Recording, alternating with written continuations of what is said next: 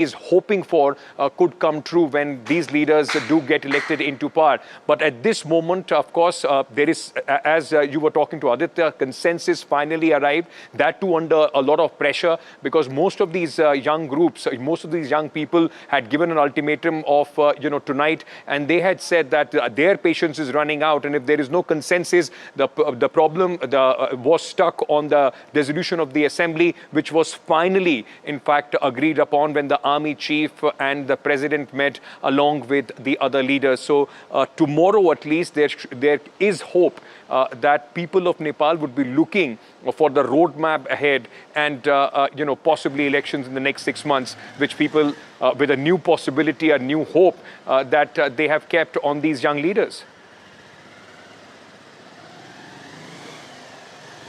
All right, both of you just be with me for a moment. Rose Kandel, she's a social media influencer and an activist, joins us, as does Yuvraj Ghimire, the editor of deshsanchar.com. Ridhima is a Gen Z protester, and Koshraj Koirala, the editor of Republica Daily.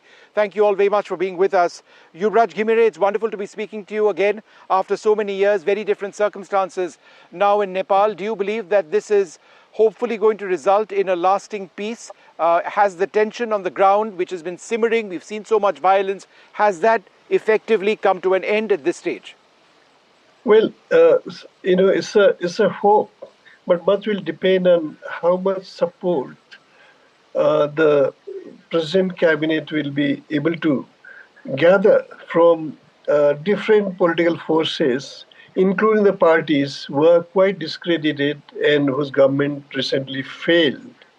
But their cooperation is very important. But what we saw today is the swearing in was boycotted by almost all the former prime ministers, except Babra Matrai, and major parties were not present there. So there is one clear line of opinion among these political parties that this swearing in and Sushila Karki's appointment should have taken place under the provision of the constitution. Although, in my opinion, this constitution has miserably failed. So, seeking redressal of the problem of this magnitude from within the constitution was not possible. But the cooperation of all the sides is very, very important.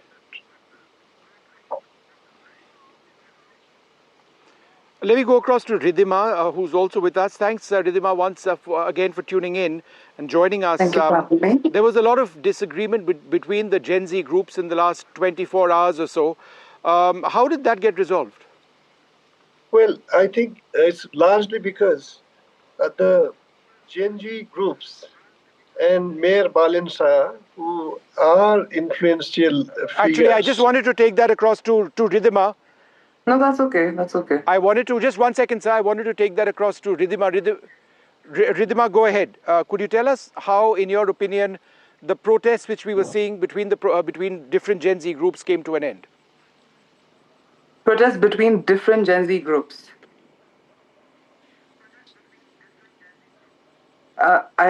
Did we have a protest? Yes, how did that come to an end?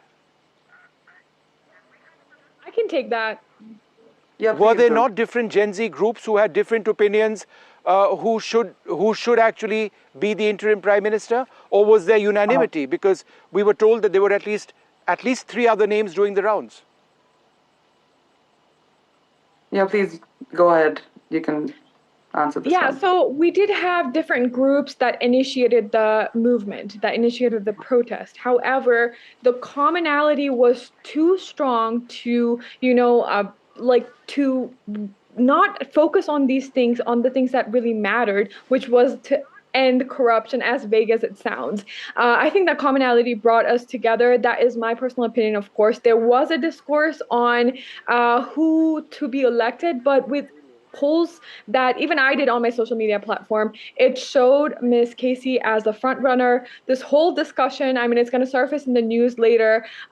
Discord was a huge help, where thousands of opinions were taken into consideration. The best candidate right now was chosen to be Ms. Casey. The commonality of ending corruption and initiating the new leadership, that was one of the biggest and most agreed upon clause for Gen Zs from all groups. So that really helped bring everything together.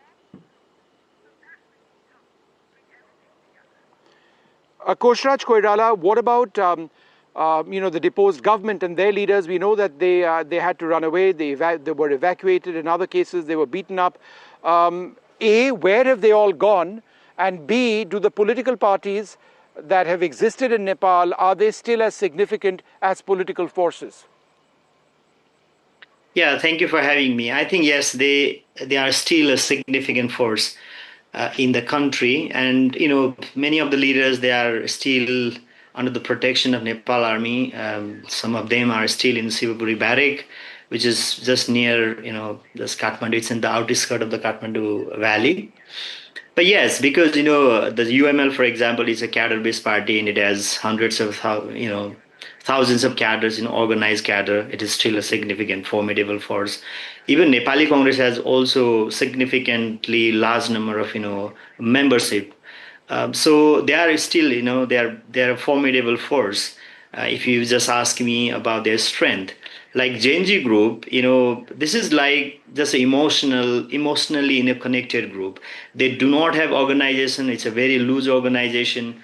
And if you just say GNG, and they are not like, they do not belong to one particular party. Even within Nepali Congress, even within UML, there are GNG, Generation Z group. So in that case, I don't know how this group will organize itself and move forward for their common cause. But it will be, it's going to be very challenging if this GNG group, which is spearheading this particular movement, is not able to get support from the mainstream political parties.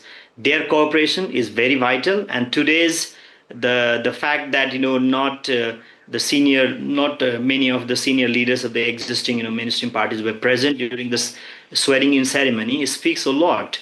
I mean, the Gen Z group is not able to win the confidence of mainstream political parties, and this is going to pose significant challenges to achieve the goal that this particular group has actually trying to champion. Yes. Yuvraj Ghimire, let me come back to you. I'm just trying to understand what is going to happen to the former Prime Minister, members of his cabinet. Is there going to be a process of bringing them to justice? Are they going to be accused of corruption? And is there going to be a trial? What happens next as far as that is concerned? I'm sure that's going to happen. And when you, asked these questions previously also, why did it take so long? I think Sushila Karki stood her ground that she would not be accepting this position if there is no agreement, or if she is not allowed to form a high-level probe team into excessive use of force on the youth Tuesday that led to the killing of at least 30 of them, and also on corruption in high places. I think political parties, top three leaders, only the one president were opposed to that. But she stood her ground, and my information is she walked out of the meeting saying, "Don't call me again if these preconditions are not met. I won't be there." So I think she is very firm on that. Hopefully, for the first time, the corruption in high places will be investigated, and those who are guilty brought to book. Okay. Well, we did speak to Sushila Karki earlier on in the day. I'd like to thank all my guests very much for joining us. And we do hope that this process picks up pace, the process for peace. There is an interim prime minister, hopefully elections in the next few months, but stability more than anything else in Nepal. There are still cracks and differences within what people in Nepal want or what they see as the road ahead. Hopefully those will be addressed as well. But we did speak to Sushila Karki. Here's what she told my colleague Sikta Deol. It shouldn't have happened, and because these children actually what they were demanding, they were on a silent movement. They were in a peaceful movement because I can prove it that no student have any kinds of arms, lathi, nothing in their hand. So what's the way forward? My last question, what is the way forward? Because things are going out The of thing hand. is, this government should be collapsed. They should step down. And- But who leads the country then? The youth New generation, youth, and But do they have leaders? Do they have people who can lead them? youth means not these are also. They are also below the 40s, below the 45s, and below the 50. A younger politician should lead. Yeah. They should lead, and this they can do. These all are out of date. They have no any vision, no education. However, they have education, maybe certificate, but they does not seem they educated. You are equally disillusioned like these Gen Z and the young protesters? Yeah. You are equally disillusioned by the government? Yeah, I support this movement because not yesterday, from today I am supporting this movement because they killed our children. Innocent children they have killed. This is enough against the people. They exploited economically, they exploited for everything, and now they are taking the life of the people, life of the child. What the father and mother parent they do hard labor to raise up the child. They kill their ambition and their hope.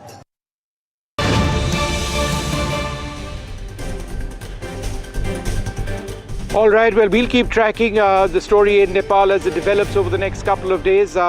Very, very testy times over there. But yes, for the moment, there is an interim Prime Minister, the woman who you saw there on your screen, Sushila Karki. We're going to move on now to some other news, and it does appear that India, the Indian Air Force, is one step closer to acquiring as much as 114 new Rafale aircraft in what will be a landmark defense deal.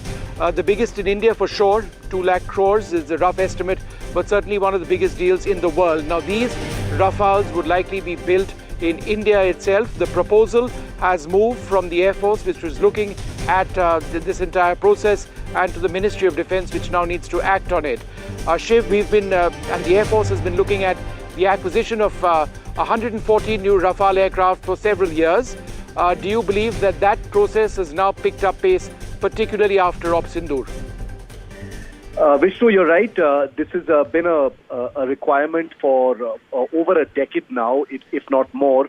And the Indian Air Force, I think, has galvanized its decision to confirm the Rafale fighter, which has not only proven itself in Operation Sindoor, but the Indian Air Force also sees that it has very little elbow room or time to waste in deciding on what other fighter to buy. It also makes eminent sense because 36 Rafales already exist in the Indian Air Force's inventory in 2 squadrons, with at least 2 more squadrons coming into the Indian Navy, and therefore it makes no sense at all for the Indian Air Force to look for another fighter. So the 114 fighters, a statement of case, has been moved to the Ministry of Defense. It's going to be interesting to see how this pans out, Vishnu, because 114 is a large number. The Indian Air Force, in its statement of case, wants all of these fighters to be built here in India. That is going to be a complicated and ambitious exercise, as we know, because it is no small feat to build, a facility entirely from scratch, to build, a largely made in India Rafale on site. But this could be seen as the first step towards that. The Indian Air Force knows that it has very little time to waste in terms of shoring up those squadron numbers, and 114 Rafales would go quite a distance in addressing those dwindling squadron numbers. There are many other legacy fighters which are retiring very soon, over the next few months and years, in fact, and therefore these aircraft are actually required quite urgently. And as you rightly said, Vishnu, as the last point, Operation Sindoor saw the use of Rafales in anger, in combat, for the first time from the Indian Air Force, and they did so in very, very effective measure. They were the aircraft that fired many of the missiles that destroyed facilities and air bases across Pakistan, and therefore that has in many ways confirmed the Indian Air Force in what it has always wanted to do with the Rafale. Right. We leave it there, Shiv. It's a big step. It possibly means that the other competitors from Boeing, Lockheed Martin, the Russians, Sukhoi, possibly the MiG-35, if it was still in the race, they're out, is what this essentially means, and the Gripen from Sweden as well. We're going to leave it over there. You've been watching Left, Right and Centre. We'll take a short break, come back with a lot more on NDTV.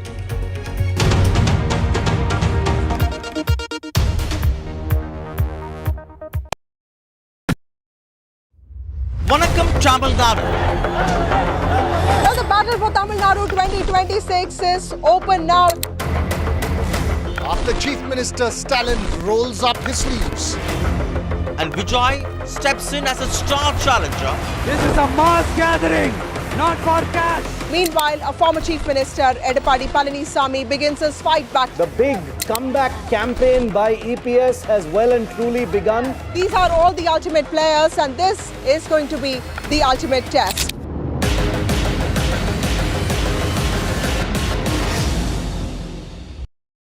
Across the country, he has tracked the pulse of power from Washington to Korea. Witnessed history being made in global capitals and conflict zones.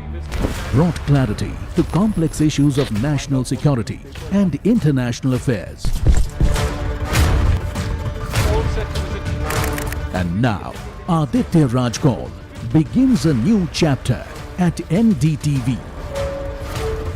Actually, I'm taking off because the stories I cover don't sit still. To bring the world to India and to take India to the world, I need to be where action is. Aditya Raj Kaul, covering international affairs like no one else. Only on NDTV network.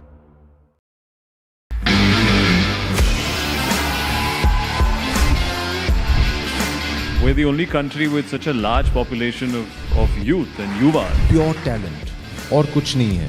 बुलाने वाला future काफी अच्छा है sports का. Luck, patience and a lot of tolerance.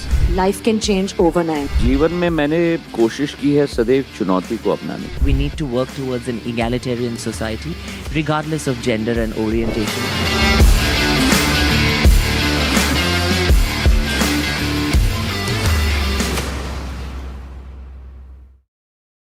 The best app to use is the NDTV app.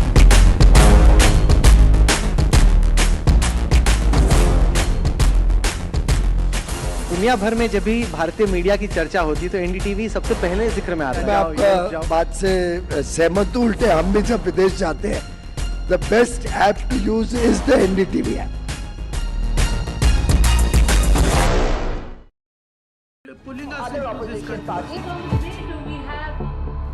They argue, I conclude.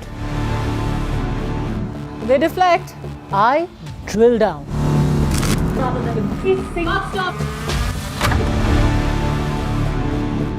This isn't a free-for-all. It's a reckoning. No filler, no fog. Only the facts and where they lead. Every night at 9, the case closes because the buck stops here.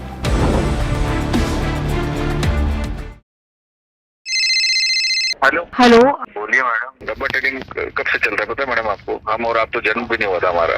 We investigated a shady advisory firm that has spent big bucks on advertising on the front pages of national dailies.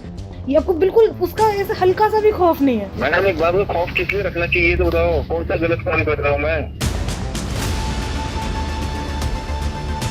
After our report, we also saw NSE came out with a cautionary circular to the investors. Market Regulator Securities and Exchange Board of India has also come out with a release talking about the actions that it has taken. Cyber complaint has also been filed against the entities involved in this entire Dabba trading scam.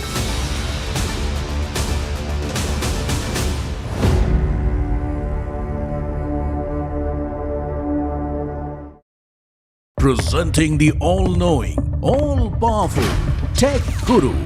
Whoa. Guru? I'm no guru. Okay. I'm just a guy who loves his tech.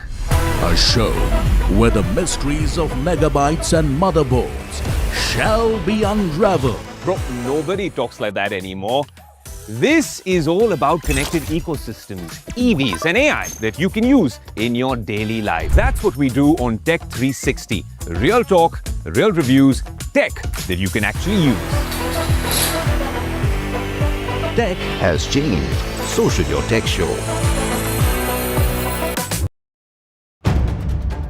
If it matters to you, if it matters to you, if it matters to you, it matters to India. It matters to India. and it matters to me. And it matters to me. India Matters with Shivaru. Only on NDTV 24/7.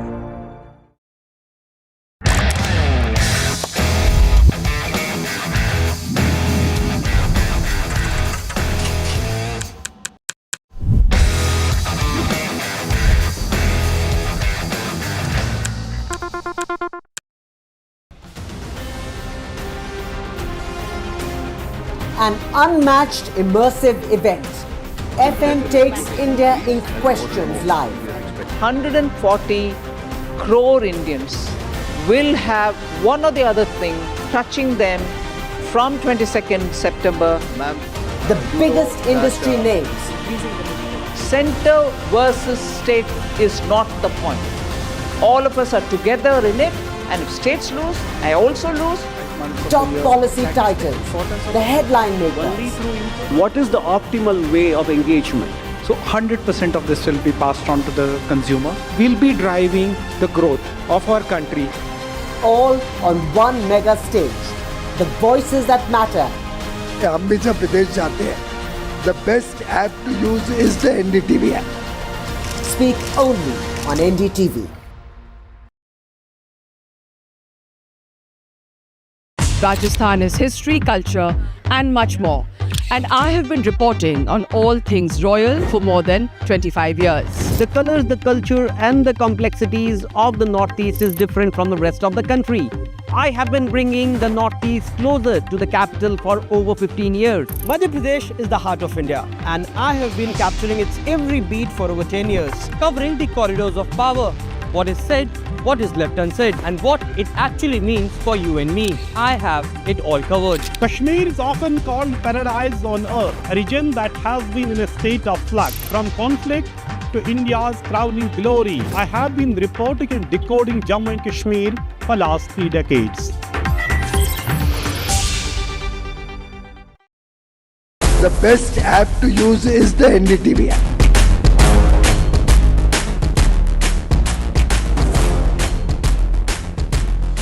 दुनिया भर में जब भी भारतीय media की चर्चा होती तो एनडीटीवी सबसे पहले जिक्र में आता है। मैं आपका बात से सहमत हूं। उल्टे हम भी जब विदेश जाते हैं, the best app to use is the NDTV app.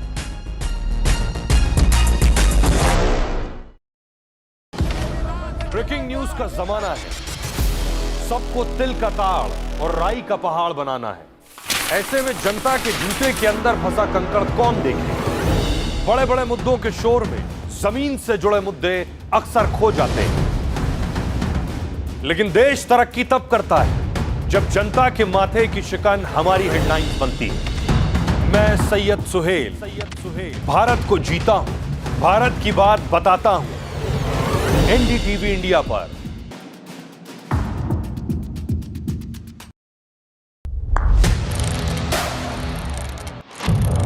What seems settled for me is unfinished business. So I rewind, I pause, I reflect, I dig until what's buried stands up to be counted. Breaking ground, not just headlines, the meaning behind them. This is Breaking Ground with me, Vedika Sood.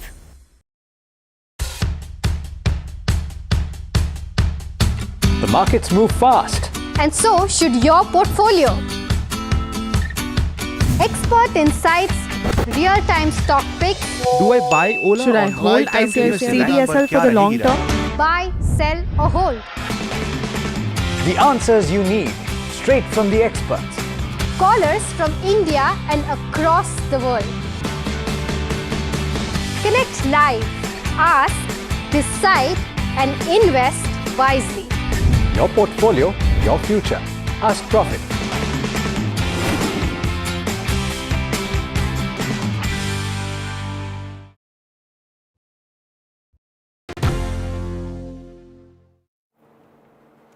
Hello and welcome. You're watching NDTV 24/7. I'm Osama Sharp, starting this bulletin with the big story, a firing incident that occurred outside of Bollywood actress Disha Patni's father, Jagdish Patni's house in Bareilly. Following his complaint, the police has formed 5 teams to investigate this entire matter. A viral social media post in the meanwhile by a user named Virendra Charan claims that gangster duo Goldie Brar and Rohit Gutara, they were behind the attack, allegedly in retaliation for an insult to spiritual guru Premanand Maharaj. This post warned against disrespecting Sanatan Dharma and saints, calling the attack just a trailer and threatening further action against the film industry. The authenticity of the post has not been confirmed by authorities yet.